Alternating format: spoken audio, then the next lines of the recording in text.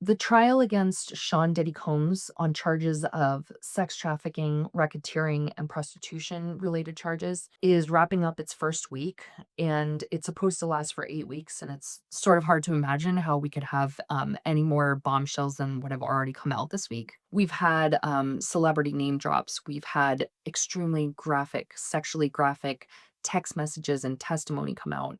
There have been graphic images that the jury has been shown. There has been the infamous 2016 hotel footage of Combs allegedly beating up Cassie Ventura. The jury has now seen that footage several times. Some of the A-list names that have come out at trial include actor Michael B. Jordan and rapper Kid Cudi, who Cassie Ventura, the star prosecution witness, dated both of those men. And so that's the context that their names have come up. And Britney Spears' name also came up because she was invited to Cassie Ventura's 21st birthday party by Combs, according to testimony.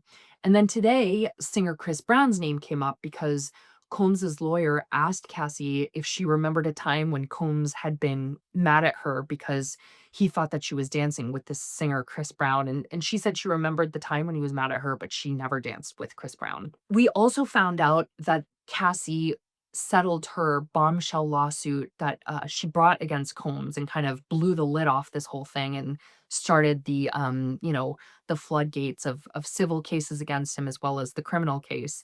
That lawsuit she settled for 20 million, and we didn't know that previous to this. She had settled that within 1 day of filing it back in 2023. And the jury also saw still frames of the freak-offs that Ventura participated in.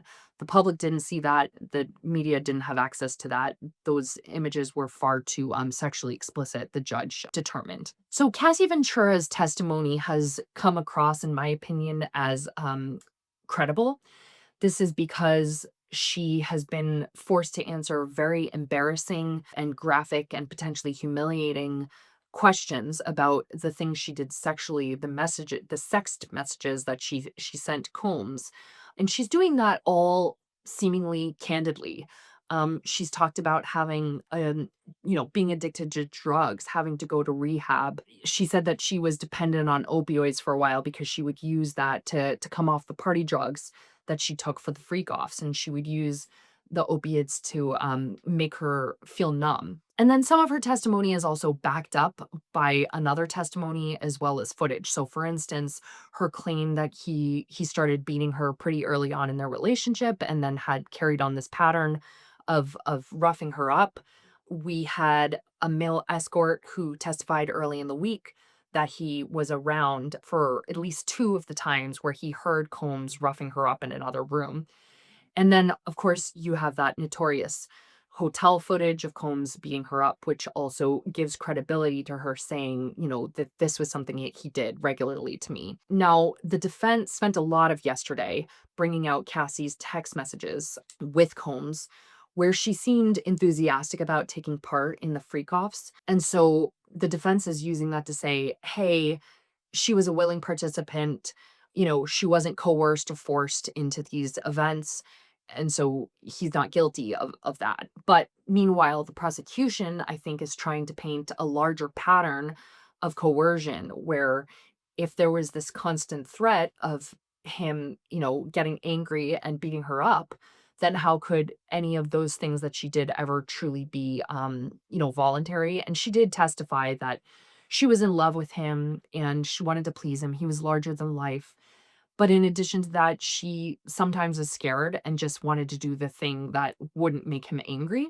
I think another part of the prosecution's argument, which will probably have some sway with the jury, is the fact that she started dating him so young. She painted a picture that kind of demonstrated that he was maybe grooming her. They started dating. He kissed her for the first time when he threw her 21st birthday party. She said she didn't expect that. He was an executive. And then when they started having sex, she said he introduced her to things she had never been introduced to before. As far as next week, we do not have a public list of the potential witnesses, but we do have a sense of some of who is expected to testify. Dawn Richard is expected to testify. She was a member of the group Danity Kane, which was founded by Combs. and she will likely testify about being sexually assaulted by him and also that she saw Combs allegedly beating up Ventura. We'll likely also hear from two anonymous alleged victims, Mia and Jane. Those are their pseudonyms. Jane is expected to testify about being beaten. She dated him. She also is expected to testify that she was forced to have sex with male escorts without wearing condoms. Mia was his assistant for several years, and she's expected to testify that he once forced her to have oral sex and that he also allegedly raped her. And then we could also get some of his former employees and also some other male escorts who participated in the freak offs.